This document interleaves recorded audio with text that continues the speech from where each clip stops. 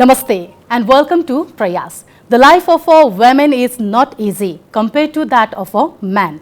However, with constant effort, hard work and self-confidence, a woman can bring significant changes through her positive actions. She can contribute to making society and the country commendable even on a global scale. As we know, UN Women Nepal is a United Nations entity dedicated to gender equality and the empowerment of women. Today we have Patricia Fernández Pacheco, the country representative of UN Women Nepal since August 2023. With nearly 20 years of experience with the UN, she has dedicated her career to humanitarian, peacebuilding and development efforts. Originally from Spain, she is a feminist with degrees in law and human rights. Let's welcome her to know more about UN Women Nepal, impactful work in our country and inspiring journey of Patricia. Welcome to the show, Patricia. Thank you. Namaste. Wonderful Rupa. to welcome you here in Prayas. Thank you so much. I'm so happy to be here with you. How have you been? Very good, very hectic. This month is very special to us. A lot going on, many activities, but very happy to be here. Definitely. Let's start with the month of March, which is celebrated as International Women's Day. Why is it celebrated? Right. Well, every 8th of March is International Women's Day. For over a century, we've been commemorating this day. And to me, it's an effort to bring to light, to recognize the existence and the contribution of women in every sphere of life.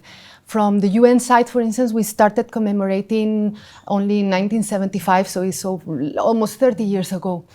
But it's very important because, as I say, it's a way to make visible things that usually are invisible.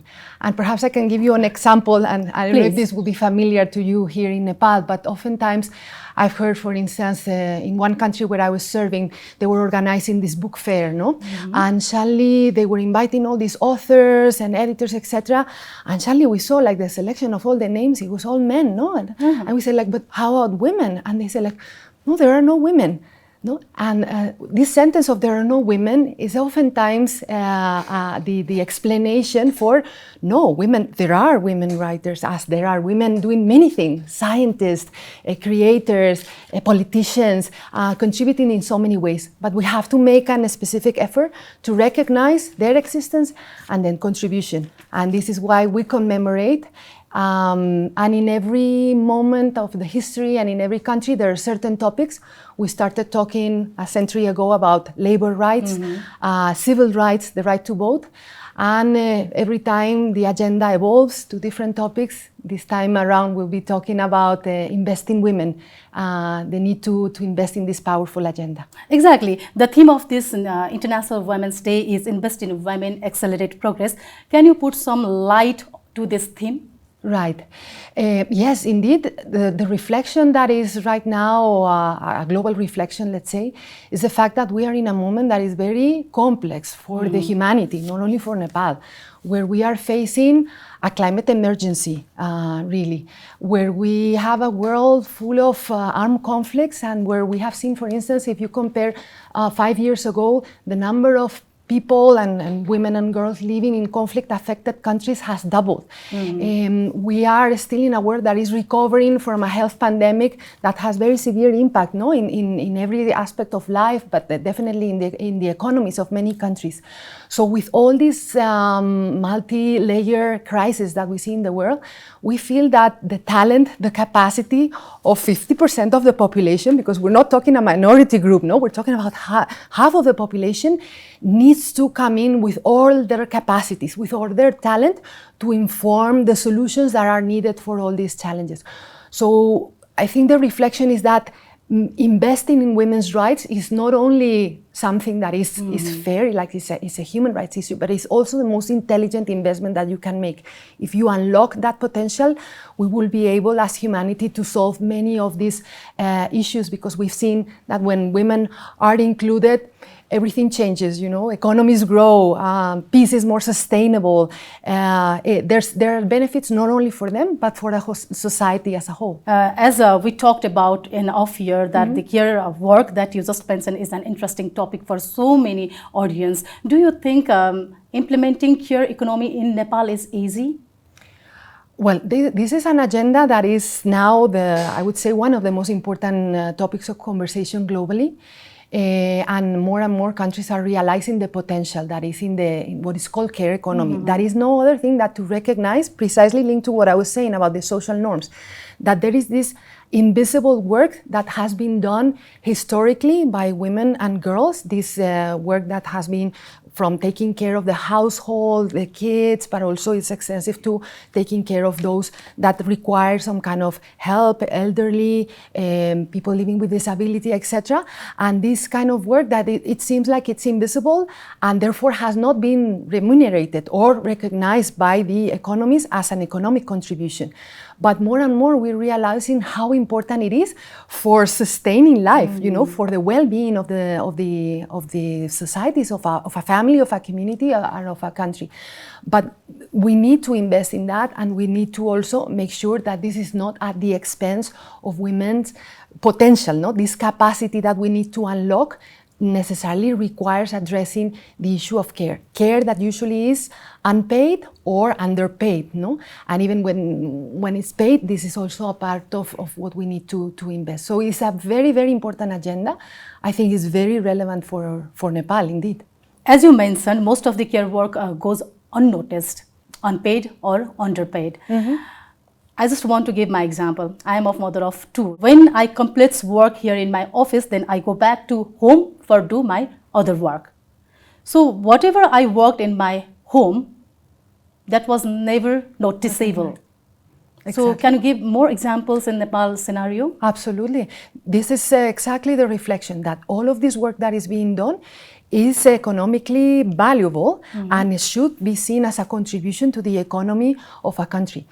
I think the moment where we realized that this existed was in COVID-19, no, in the lockdowns, because before this was kind of like, life was happening, everything was well, but it was like subsidized, no, by which women. Country you were when COVID I was in Colombia. I was in Colombia, okay. But I would say in the whole world, no. And then the lockdown happened, schools closed, hospitals were totally overburdened, and then all that unpaid care work the work that was able to be done by others, the externals, came back to the house, no? And then this was where the families realized, like, these women, they do a lot, they're the first ones that they wake up, they're the last ones, no? And then they have to absorb all of this. And we realized how unsustainable the system was, no? So we talk about a Build Back Better after the pandemic, where Build Back Better means really realizing that this work has to be reduced, has to be redistributed, and that can unlock the potential of women. And it's so important because it's really linked to every sphere of women's role that they can play. Let me give you a few examples. For instance, when I travel in Nepal and I go to the communities and I participate in meetings with women, no, in the communities, it's not like they wake up in the morning and they go to the meeting. No, they wake up in the morning, they do A, B, C, D, exactly. And once they know more or less they have done everything and someone is taking care of the cattle and the kids, then they go to the meeting, no? Which is great. But imagine and the amazing results that they get by going to these meetings, because then they get themselves organized, they contribute economically to the community, etc. But imagine we could lower that burden that they have, the contribution that they could make. This happens in many other areas, for instance, in politics, no? Women also in the economic sector, like in private sector, for instance, they are telling me very oftentimes, decisions are made in the after game, let's say, no? It's not like, oh, you are in the formal meeting and this is where the negotiation. No, many things are happening when they are back home, because they're doing this other job, no? And this is why they're not really able to influence or to be part of it, no? So there's so many areas where if we would address care, it will unlock all this other capacity to contribute with their creativity, with their resources, and to bring really this element of care that I think is also something very beneficial for any society, no? So bring that style also, why not, to policy making, to the way we lead in an enterprise, no? To the way we approach life in general, no? Exactly. Can you elaborate why it is important to invest in care economy? What types of positive changes it bring in our society? Definitely. In the future, if it happens. No, definitely. for me, it means really realizing that our societies need to move in this direction of what is called care societies, no, caring societies, no, because care is not only someone washes the dishes and everyone needs care, you know, even everyone needs self-care, no. So putting at the center this concept of care that for such a long time has been seen as something, you know, like private and this and not worth a value, an economic value, but really bringing it to the center of our public policy making can really transform our societies to societies that are more of well-being, where when support is needed, it will be there. It is very closely linked to a conversation about social protection, you know, like how to make sure that everyone in a society is advancing and no one is being left behind. No? So it's a very powerful concept that will definitely unlock this potential of half of the population, but that would definitely benefit everyone. And you have no idea how positive it is, for instance, when men engage in active care providers, active parenting. Is not like something like, oh no, then I have to do. It's like, no, it becomes very harmonious. They have to accept that this is also my work. This is also my job. Yes, indeed. And it can be a very nice thing to do, you know, because the bonding with your kids becomes so much stronger. And there are many things that you may discover about yourself that is definitely beneficial. So I think it's an agenda that is for the whole of our society, no?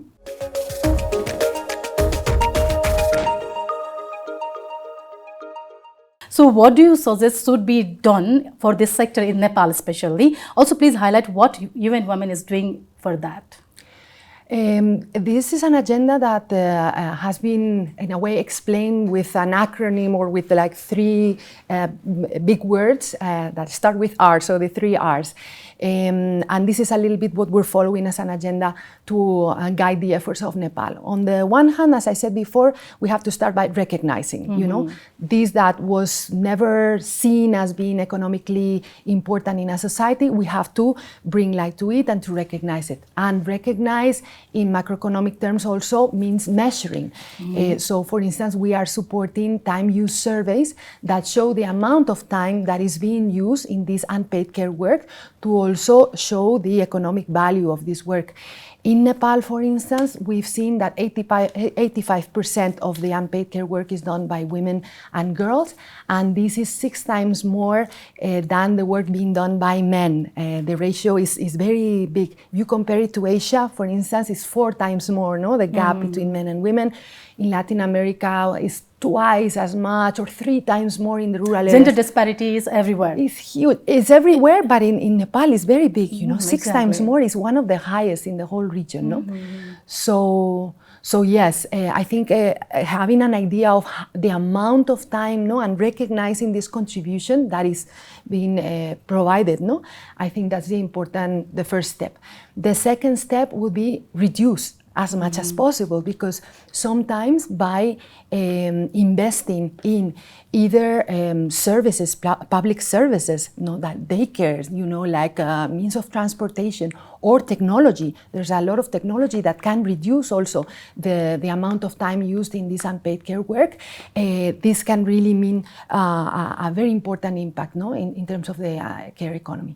And then the last one is redistribute. And redistribute means, indeed, as I was describing before, redistribute within the household, no, ensuring that everyone in a family understand that these are very basic and very important activities to sustain the well-being of the family. So it's redistribute and breaking those stereotypes now that I cannot do, no, everyone can cook, you know, and everyone can, you know, bring the kids to the doctor and to the school, etc. But also redistribute with the state and with the private sector. I think as employers, there is a big responsibility to make sure that we also absorb part of this care burden that might make our employees work in a not only more effective and efficient manner, but also happier, no? That I think is a very important objective, no? Exactly. 3R, we should keep on our mind also every time when we work on this field, right? So that's great to know that you are focusing on awareness also, which is really important. As you mentioned, the Commission on the Status of Women, CSW, There are government officials and CSOs representing Nepal in 68th session of CSW. Will you please elaborate more about CSW? Why is it important and what is it? Right. Yes, I think I mentioned before that this is a conversation that is happening now worldwide. And in fact, yes, this a few days ago started the Commission on the Status of Women in New York. This is the largest meeting on gender equality and women's rights, intergovernmental fora. To give you an idea, there are like between 2,000, 3,000 government representatives and over 10,000 representatives from civil society organizations from the whole world. They come on an annual basis to New York. And this is one of the oldest also commissions, since 1946, something like that.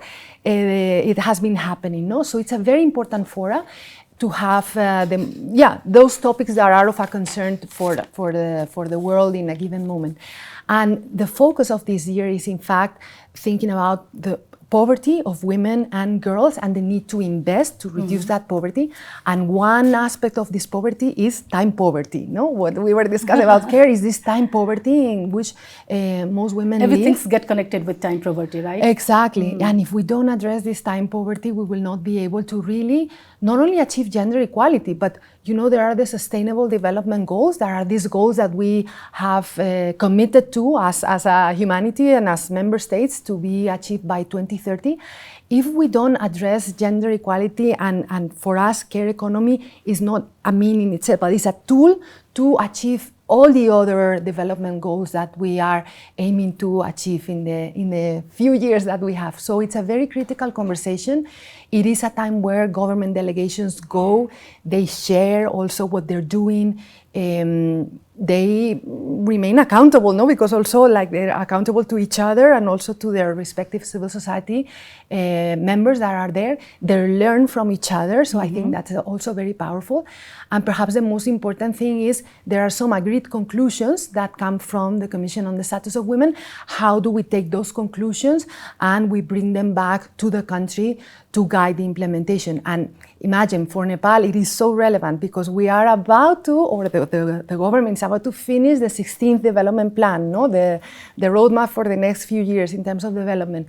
There's also a LDC graduation strategy being finalized, So all these conversations, we hope, are really taken by the government and also in conversation with the civil society organizations and influence and inform the thinking for the next few years where, there are many wonderful opportunities for Nepal, moving forward. It's like a use platform where everyone comes together for one aim. Exactly, and connect, yes, network, learn, discuss the topics that are, of course, challenges, because there are no challenges that are unique to a certain country. Most of these challenges affect us, many countries, region in one way or another. So it's a very exciting way to connect as a humanity around a topic that is very important for all of us. Well, Patricia, so you've been in UN for more than 20 years, right? It's been 2 decades. How do you see your role in the current context? And what's your plan? That's a very, very beautiful question. As a newcomer to Nepal and representing an organization that works for gender equality and women's rights, the most important element is to learn a lot, for sure, to connect to all the amazing talent that there is in Nepal. I'm always surprised whenever I travel. In every meeting, I see that there's so much resilience, in women and girls in particular, but also so many men that are interested in this agenda. I'm approached very often by youth, that are interested in how to learn more, how to, challenge all those gender stereotypes, etc. Many government officials that are committed to the agenda, that they want to do things. So I see that the role of UN Women is kind of like connecting, like weaving, like this kind of like building bridges among all those like gender advocates, everybody that really wants to see a change and that they understand that this is a very important moment, and that we cannot wait, and that yes, indeed, change is happening, but it's way too slow, that we can accelerate, So my my team here in UN Women, we really worked a lot about this concept of the mandala, no? Like something that unites us and where everybody has a role to play, you know? No, it doesn't matter from where, you know? So of course you have journalists that have such an important role, no? And then you have people in the communities, and you have from the private sector, youth, you know? Everybody is bringing a different element to the conversation. And very often times it starts with the household, no? The conversations that you're having in your family, with your friends, the way you are educating your kids, no? What are you thinking about the opportunities and how we're building society? So I hope to be able to be that kind of connecting piece and to support really all of those who believe that this is possible. Working in different countries must be so challenging, Patricia. If I ask you, what are the differences you found the situation of women of Nepal and other countries? I would say there are a few things that are very specific to Nepal, perhaps not unique to the region, but for instance, the impact of climate change, I think, is very important in Nepal. And I really recognize the role that Nepal is playing as a global voice, because I said it before, it's a climate emergency that we're living as a planet, no? So I feel that, I mean, the potential impact and the impact that we have seen in the recent history of natural disasters and the daily challenge, no? If you see, women are the immense majority in the agriculture in the rural areas, and the challenges in the daily life because of the impact of climate change is huge, no? So to me, their role in that kind of response in Nepal, but also elevating that voice, I think, is extremely important. And to me, it has to have the voice of women included there, because they know when you live something firsthand, you know, and then you're also able to inform better the solutions. So that perhaps would be one thing. But as I said before, the talent is always there. The diversity is fantastic, you know, it's really something very special. I acknowledge the diversity of languages, of even religions, you know, like specific to the different, also geographic places of Nepal. But I find that there's an agenda in common that talks about this aim for, you know, lasting peace, wealth, you know, equal opportunities, leave no one behind. I think is a very important aspiration of the country, and I hope I can contribute in a way to that reality. As you said, slowly situation of women has been changed in Nepal also. They are now educated, they are asking for their rights, they are searching for opportunity everywhere, right? Which is really positive also. So women are still not acceptable in so many societies as a leading role. Will you please share how was your experience? Please share also if you ever faced any challenges in your life being a woman. Well, the thing is, when you get this question, oftentimes you're no, everything was fine, no? And it's only with time that you start realizing that some of these challenges are a bit invisible, or they're so subtle, or your mindset is so used to justifying many of these things that you don't, perhaps, unless you are very explicit, you don't realize that was there, no? But to me, the main change, I think, happened when, you know, you move from the individual experience, no, where you're, yeah, as I said, sometimes justifying or not really sure if, yeah, the reason why you have to justify more if you are a woman, right? Exactly. Have you ever experienced? Yeah. But I think perhaps the changing point is when you become part of a collective, you know. So I remember as soon as I started working with UN Women, no, and I see this every day, you know, when women get together and they leave their household or their family or their situation or the school, no, and all these things that are happening, they know it's not right, but they're not quite sure. But when they get together and then they start exchanging, and then they realize, and then also that gives us courage, no, and then there are many that will realize, like, yes, no, and then they will support us, no, and they will understand the importance of the agenda. So to me, perhaps it's always moving from the individual to the collective, I think, is when the change can happen. I have one more question for you. Being a mother of two beautiful daughters, how did you manage your work life in the beginning of motherhood? Very challenging, I would say. But I think always this idea of the care networks is extremely important, particularly when you are not in your own country and you're moving around as an expat. I think it's very important, no? So to think about what means you have that are reciprocal at the same time, no? Families that become part of your support network, no? And that work with you, and sometimes you take care of their children and then they take care of yours. Look at schools also as a space where you have to work and engage together with them. And then perhaps the key is the self-care, you know. We're very good at being care providers, you know, and always looking at, yes, because we feel that there's a natural role, but also a responsibility, and also because it's enjoyable, no? But if you're not yourself, you're not taking care of yourself, then you cannot do much. So oftentimes we talk about this image of, you know, when you're on a plane and they say like, oh, if there's a problem in the cabin with the air, you know, you will get your mask, and they say, put your mask on first and then you help others.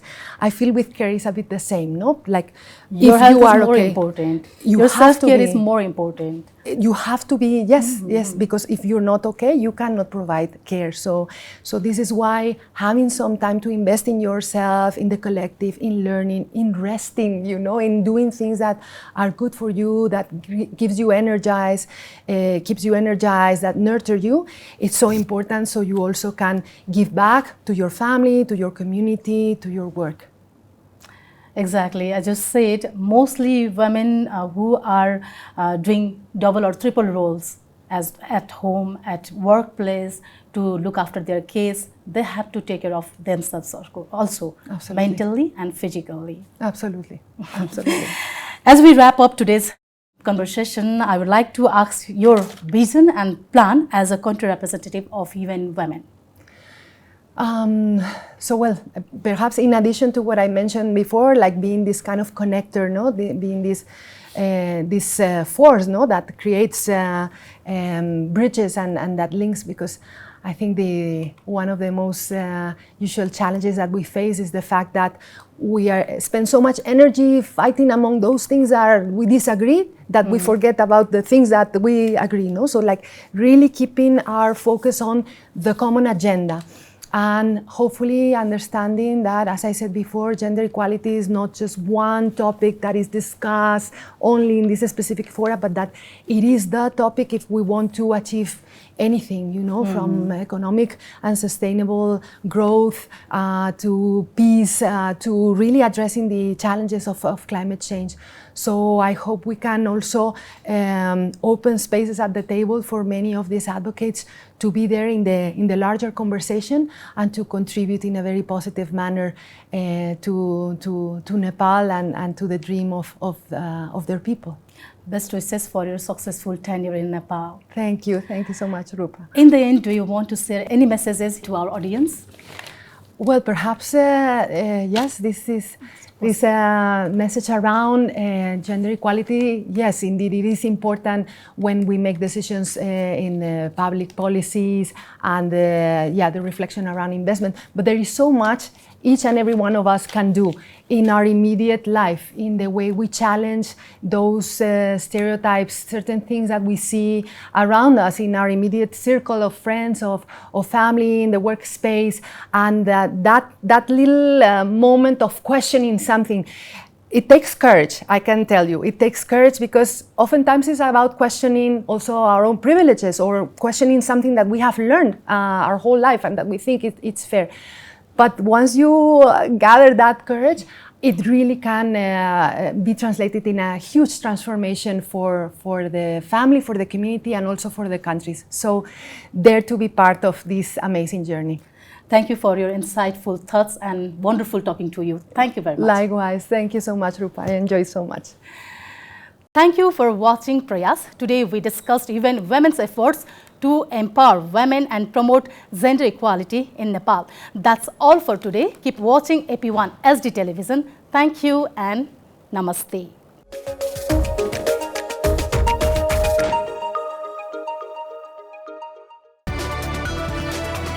It's an AP1 presentation.